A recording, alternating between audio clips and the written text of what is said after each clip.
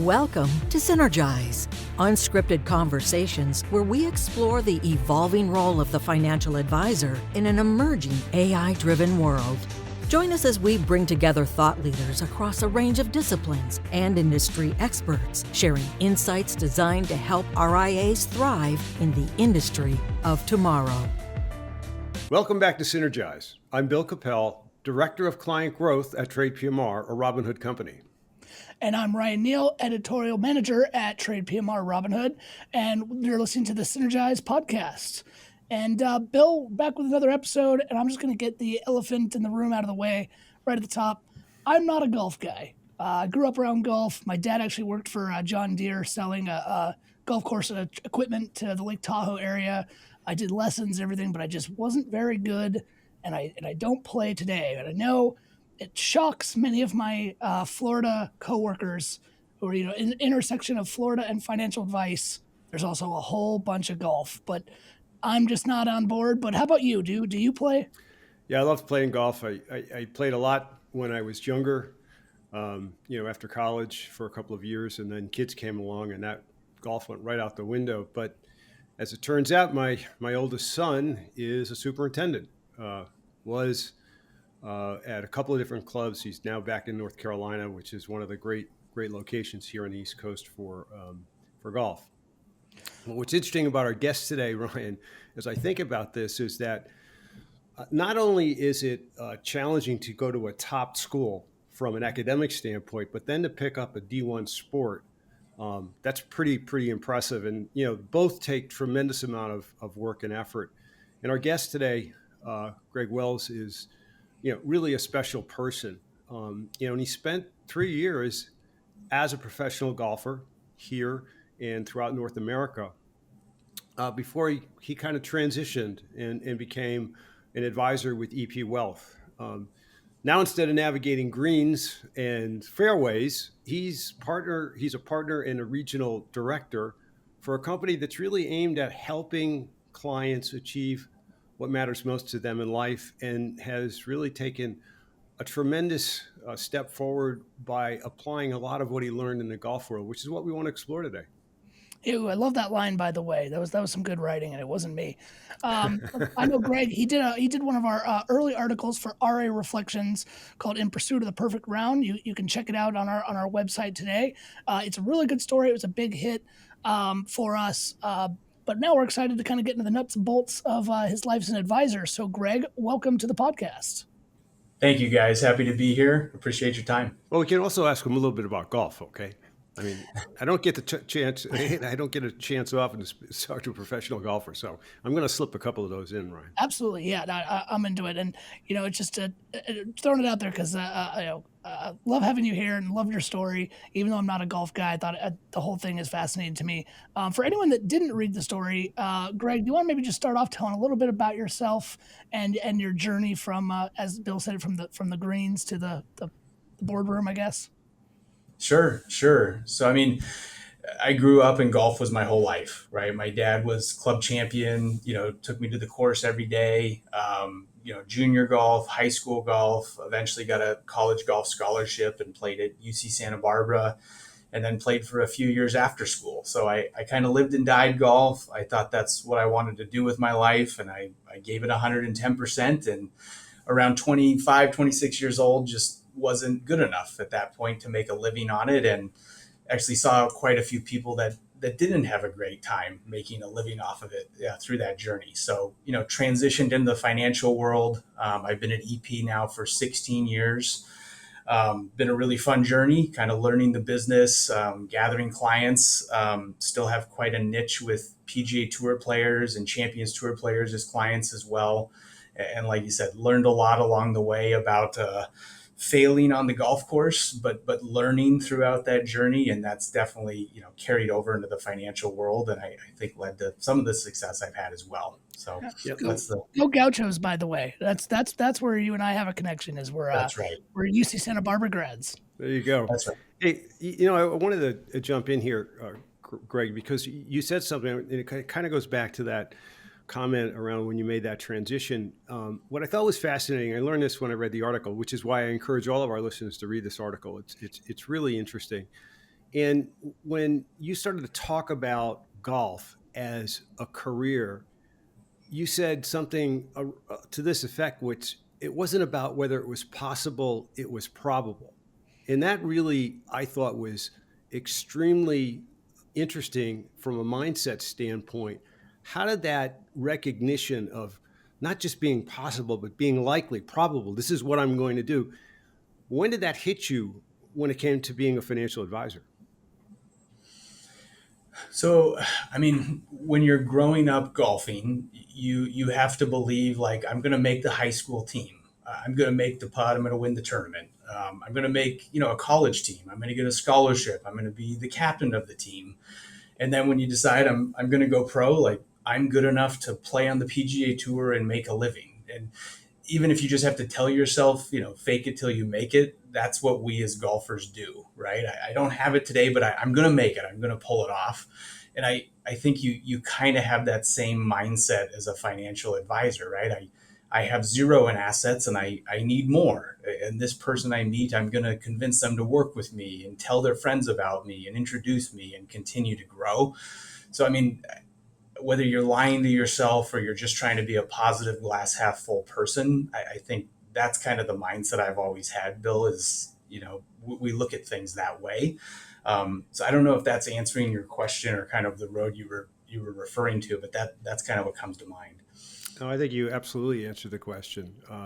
If you go into a match, my guess, not being a professional athlete, but I've been in enough competitive situations as an athlete that if you go in assuming you're not going to win, you're not going to win. There's just no question about it. And that's what I took away from that. One thing Yeah. that I really liked about your story was talking about, and I didn't know this at all about the sport and how it works, but early in your career, finding the sponsors and at your local club and getting people to sponsor your career and how that kind of gave you early insight into how the world of investing worked. They were investing in you, and even I think he made a joke about writing off their losses and learning a Yeah. bit about like lost harvesting. Can you talk about that and that sort of that early exposure and how it kind of gave you that second lane to turn to when the golf career was winding down?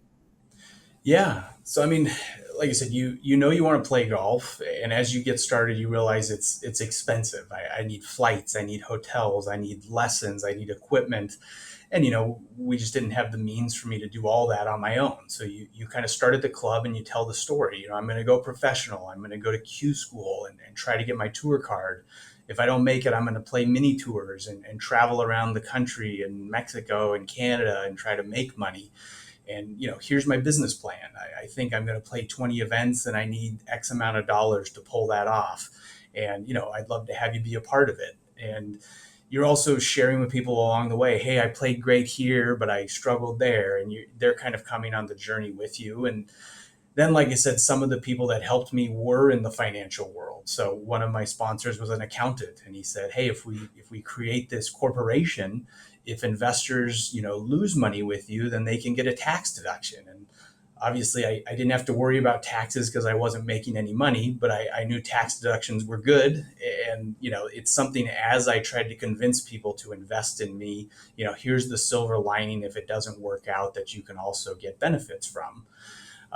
And so, one, I gathered a large amount of money at the time for me, and I had to understand what to do with it and how to track expenses, and then how to work with accountants on how we kind of, kept track of everything and tallied it up at the end. So that was my kind of first foray into the world of finance and investing. And then it's not a whole lot different than what we do now.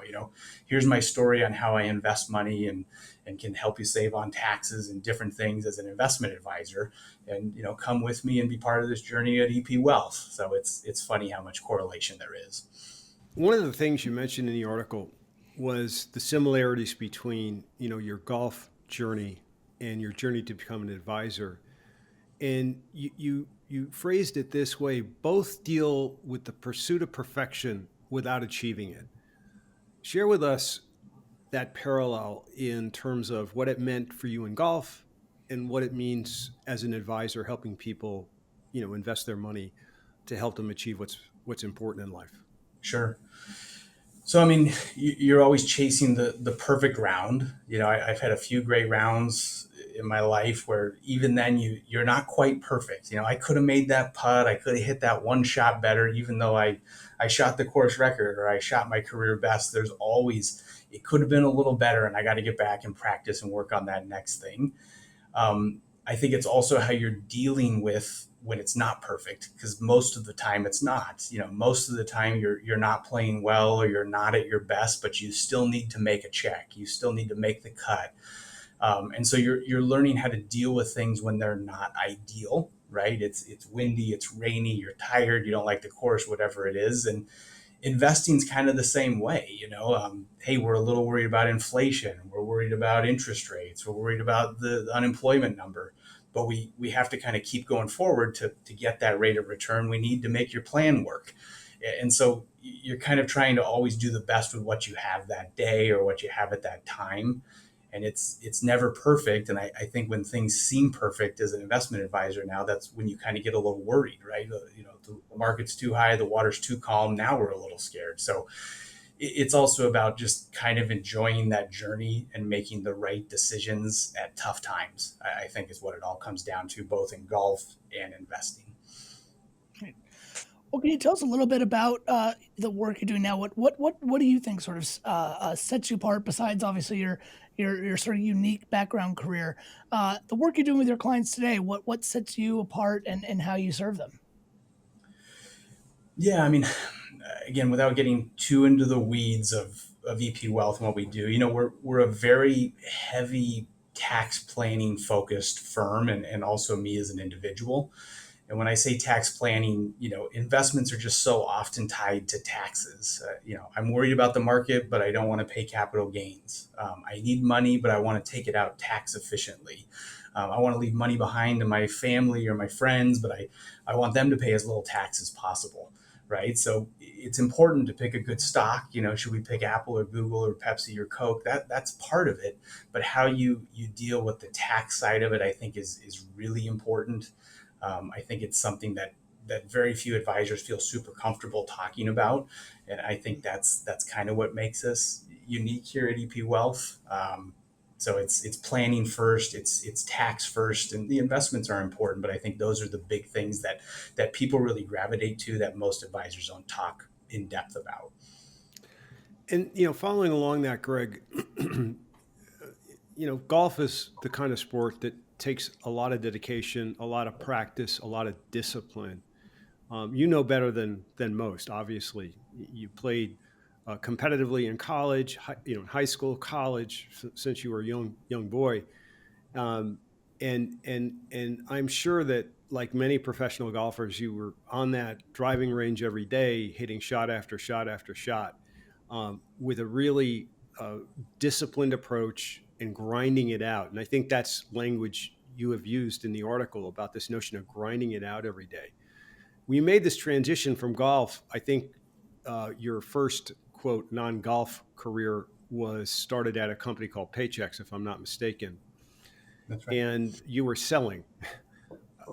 Talk to our listeners about this parallel between that discipline and that grinding it out, and how you've applied that to achieve the success you've achieved, not only at Paychex, but now as a senior advisor, as a partner, as a regional director within EP Wealth. Have you still got that edge? Yeah. Yeah, I mean, I'll maybe start it with kind of a golf story first. One of the last sponsors I had the last year I was trying was a friend of Tiger Woods. Like he's played with him, he's practiced with him, and I needed another couple $1,000s to sign up for Q school, kind of my last go around. And he said, "I'm going to give you this money, but I think you should know what Tiger's doing. And I think if you expect to do this, you should be doing at least as much as the best player in the world is doing if you're trying to make up ground on these people." Right. So he went through with me, this is what he does in the morning, and this is what he does after breakfast and lunch and night and gym and everything. And, for the last year, I just went at it so hard and did basically the exact same thing to where I was completely maxed out. I couldn't have worked any harder than I was working at that point in time. And I think I got about as good as I could get. And now as I look back, 15, 20 years later, I don't have any regrets. It's like, that was as hard as I could try and I didn't make it, and I didn't have the stuff, and I'm okay with that. And as I got into the business world, starting at Paychecks, they would say, hey, 50 cold calls a day, 100 dials. It's like, all right, well, I'm going to do double that. And if I do double that, I'm probably going to get better results, right, of everybody else. And I passed my quotas and I got my bonuses and all those things. And to me, it was refreshing because at golf, I would lose when I was working twice as hard as other people. But in business, I started to see results really fast. If you make 10 dials and I make 20, I'm going to do better. If you need to do, 1 hour of education and I do 5, I'm going to do better. And so I saw like a direct correlation between those things, which felt rewarding right away. And obviously it's not happening immediately, but you just start to see that over the longer term. And then the last thing was, one of my mentors, Brian Parker, who kind of got me into the business and who I still work with, said clients can see it. The market might be going down. You might be struggling with this, that, or the other. You might not know the answer. And you just say, hey, I don't know, but I'm going to go find out. Clients can see that you're trying as hard as you can. And I think they respect it and they understand it. And it comes through in meetings and referrals and all those things. So I think all that I learned in golf was, just that work ethic and the ability to fail and try harder. It really, really helps in the business world too. That's great. Well, so Greg, one thing we like to do here on the show to wrap things up is we're all about helping advisors grow their business. So we like to give our listeners some imparting knowledge on what they can do to go out and grow. What's some advice you'd give them? What can they learn from your story that they can take to their firm and help grow? Yeah, let's see. From my story, I mean, I think the work ethic is one thing. I think we hear it all the time. You got to work hard. You got to try hard. But it really is kind of that simple. And I tell people that when they start here is like, you just got to do more than the other person. You got to go the extra mile, right? When you say you're going to do something, follow through and make sure it gets done. Show up, like, be at the office every day, call the clients back. These things all just sound so basic, but again, that's what you learn as an athlete is just like, I've got to be at the gym. I've got to be at the workouts. I got to be at the course in the tournament. And I think the job is the same thing. And I think we all want to think we have something really special about our product or our offering. But at the end of the day, it's just a client service business. And the better you can service those clients, the further you'll go. Great. Well, I got one last quick question for both of you guys, actually. Is it true that the golf game is where like the deals get done? Do I need to learn how to play and get back into it so that I can be a part of the business world? I'll take a stab at that one. It's a good place to go if you want to lose money. Okay. Right. I do well enough at that on my own. I think you raised an interesting point, and then I want to hear from Greg. But certainly there is there's a competitive camaraderie, is the way I would put it, on a golf course. Often, when you're there with people that enjoy playing, that want to be out, enjoy each other's company, it's a great environment. It also is, you kind of swing from one mindset, which is, oh, I'm having a great time, to, oh, now I got to hit a shot. And that can, kind of throw you off your game. But a lot of relationships, I would say, are built and cemented. Greg, obviously you mentioned Tiger, a friend of Tiger Woods and Mr. Parker. Talk about your experience in building relationships on a golf course. Yeah, I mean, where else do you go spend 4 or 5 hours with somebody, right, Ryan? Like you're sitting in a cart, 6 inches apart, and you're spending the entire day together sometimes. And you learn a lot about these people, their family, their job, their goal, their careers. You just get to know these people. Where else do you ever spend time with someone like that? And then obviously there's good things that happen and you watch how people react, and then there's bad things that happen and you watch how people react. That's a good point. Yeah.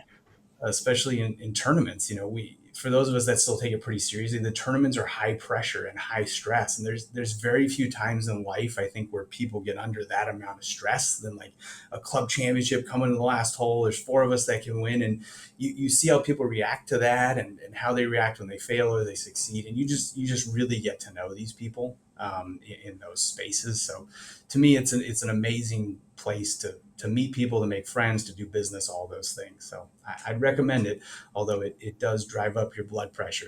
That's for sure.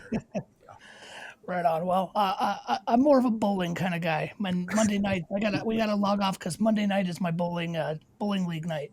But Greg, this was an awesome conversation. Thank you so much for joining us on the podcast. We really appreciate having you. Thank you, guys. I've enjoyed it. Appreciate your time. It's fun, Greg. Thank you for taking the time to have this conversation. And thank you to everyone who's listening, wherever you get this podcast, YouTube, Spotify, Apple. If you can like and subscribe and share with your networks, all of that good stuff, we really appreciate it. And we'll catch you on the next episode. Yeah, and make sure you tune into that next episode, and where we'll bring you even more insights and actionable ideas to help you grow your business. And remember, the challenge is yours to capitalize on what the future offers.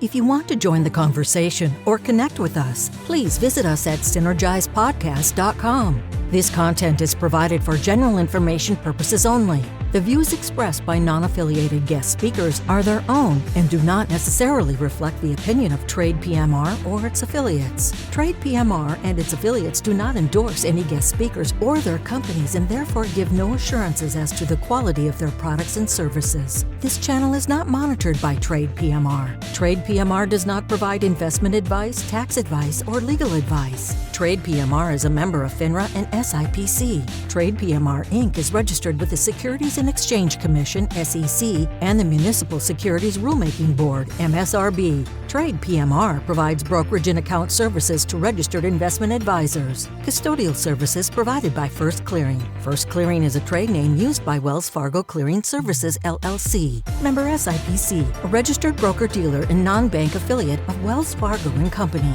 Copyright 2025. TradePMR Inc. For a transcript of this episode with sources, visit synergizepodcast.com.